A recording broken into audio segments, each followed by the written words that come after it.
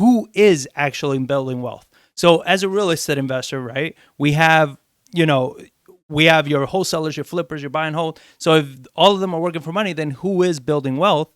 And to us, it's very simple. Those are actually focused on building systems around what they're doing. So if you want to flip houses, or if you want to wholesale, or if you want to buy and hold, you want to lend, you got to put systems in place. Something that makes sure that you're checking and you're making sure that you're not buying bad investments, that you have the right people lined up, that you can do this time and time again to a point where it's like you don't even have to work all that hard for this to start producing on its own, right? Where they say, the rich don't work for money. It's because you are putting the systems in place that are helping you generate the deals, helping you generate everything that you need to generate. So therefore, it's like, okay, yeah, now my system is working for me. Now my system is generating me revenue and generating me what I need from this business and all of this. So it's just, you got to focus on building systems. You got to focus on building a repeatable process, right? If you can't repeat this process, you're just working for money. If you can't repeat this strategy, you're working for money, right? Because you're doing it once, chances you're going to be able to do it again are going to be very small. It's going to be very different. If you can't repeat it, you're just working for money. And the problem is like we see a lot of times, right? The market changes. Things change. Things become more expensive. There's shifts like we've seen this past year.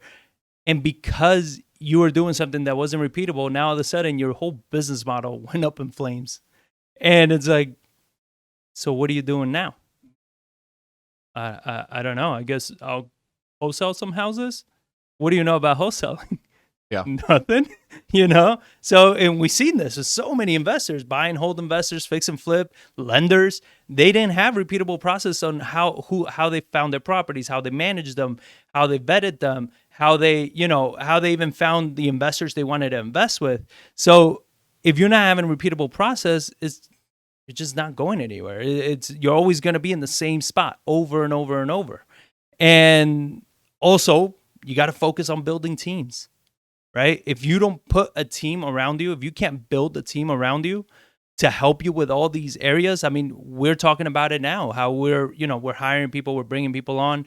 And even for our properties, yeah, we do self-managing because we've seen what it is to hire a property manager and it doesn't make sense a lot of times.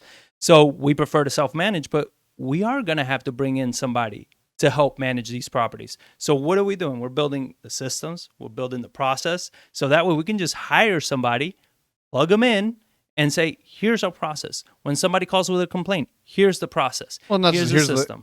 Not just here's the process, like here's the people. Yeah. Like even more importantly than the process is the people to do the work in a way that you trust and can do it efficiently and effectively. Because like tenants hate nothing. I mean, just my personal experience, or just think about it for anybody. Like your AC goes out in July, and it takes your landlord 2 weeks to replace the air conditioner.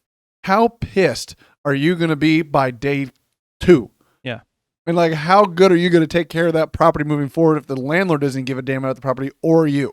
Yep. So it's like, we have our teams, we have our people. Like when something goes wrong, it's like, I can get somebody out there ASAP and do it in an effective way. Because if you don't have those teams, you can always get somebody out there in 24 hours. It's like, is how much you're going to pay to get that person out there in 24 hours. And now if I got a consistent team of people that I got my plumbers, electricians, ACs, like your major components that if something breaks, I got to get somebody out there right away. Otherwise it's going to cause major damage to not only the house, but our relationship with that tenant.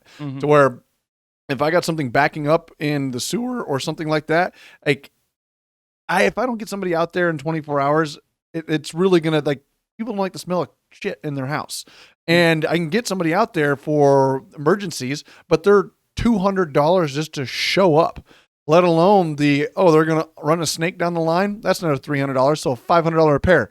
My guy does it for $100. I can get somebody there in 24 hours. Yeah. So like over time, I need those people, because otherwise if you do everything on the fly, emergencies every single time with new people and build no rapport with like people that can actually do the work, like it'll eat any kind of cash flow return right out of your pocket so fast. Yep. It's like you have to have a reliable team. And why we've gotten burned so many times with contractors is because time and time again with every project that we do, we're always trying to build our team because we're thinking long term. We're not thinking this project. If we keep thinking on every single house, oh, I just need this project done. I just need this project done. The problem you have is that then that's all you're going to ever have work for. You're not going to be able to build relationship with contractors that you can depend on, with people that you can always count on whenever you need something. Like you're not building that because you're always burning and churning contractors, burning and churning investors, everybody.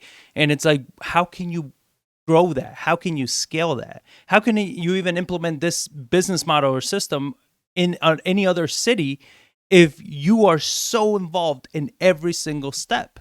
Right? We've heard an investor friend of ours that the way they manage their rehab is they literally plop a chair in front of their project and work from that chair because they need to manage. I'm like, then that's fine. It works for them because of the business model they have, and that works for them. They're not looking for scale or anything like that. But you're always working for money at that point. You understand? Because you got to be at every single one of your rehabs. How many rehabs can you manage at that point? Right? How many deals can you do? If you have opportunities in other cities, other states, you can't do that everywhere you go. And it's a lot of trial and error. A lot of trial and error to find these people, these core people that are there. Because, I mean, and that's what I would say, real estate and everything can be so dangerous just jumping both feet in because, like, it takes time, resources, money, and failure after failure to find these people, to learn these lessons to where it's like, you're buying one house, don't go out and buy 5 right off the bat and just 5 deep and then just keep going like ready to go. It's like, it takes a minute to learn these things. Or if you're going to work with a contractor, don't jump in on 5 projects all at once with the same contractor. Yeah. Because then it's like, you don't know what kind of work they do, right? And now you're dependent on them for the next 3-4 projects. And if they suck and you're tied to them and you bought them, and it's saying like, and you better know how to replace contractors quickly and efficiently and effectively. It's like, that is the portion of like the quote unquote building teams aspect of it. It's not only just for your business, like your contract team, your field team is probably the most important piece of making sure your investment holds. You can have all the back end office work you want, but if you don't have people to do the work to actually make the asset perform and people you can trust, like it'll sink you real quick. Cause a lot of times we're using big dollars, we're using big leverage to do these things to where like leverage is great, but it's also extremely dangerous because it can go backwards and unwind extremely fast. Yeah. Well, and especially in this market, I mean, right now there's so much easy money out there that if you don't understand how to work with that money and everything, you get accustomed to easy money. And then you don't realize like when the market changes, when strategies change and you got used to that easy money and now you can't find it anymore. Cause usually when the market's changing stuff, that easy money is gone. Yeah. Because they're the ones that are scared. They're the ones because they're not investing with any intelligence. Well, I mean, that's what causes crashes. Exactly. Is when that liquidity disappears and nobody wants to lend their money because I think prices are going to continue to fall. Yeah. Like that's what makes things fall even faster. Well, and then the last point here is focus on strategic partnerships, right? And that's something that you and I are big proponents about. We've always done partnerships pretty much on every area of our business. And we were actually, this past week, we were doing our quarterly, rundown of our business, our strategy session, kind of seeing where our business is, where it's going and everything. We were talking with a good friend of ours, Logan. We went to his office space, amazing house. He bought this massive little mansion in Government Hill of San Antonio, and gorgeous property. I mean, really cool spot. And we were just talking about like hiring and all this, and we were telling him about how we found a rock star of a acquisitions guy here in San Antonio, and we offered him a partnership. Like, let's open up a company, we'll split it evenly, and let's run this company to acquire, flip, do everything. Like, you're killing it in acquisitions. Acquisitions is a full-time thing. And his biggest holdup is like, well, yeah, but, the percentage split. Like, yeah, it's all even. Yeah, but, on a $10,000 deal, that means, and I'm like, the fuck are you talking about on a $10,000 deal? Like, you're not thinking strategically, you're thinking transactionally. My next deal. And it's like the whole point of partnering with somebody and doing a strategic partnership is for volume, for scale, not for what are we going to do on this one deal, right? It's that, no, instead of you now doing, let's say, one flip, now you can manage maybe 6, 7, 8 flips at the same time. You know what I mean? Instead of doing like one project, you could do multiple projects at once.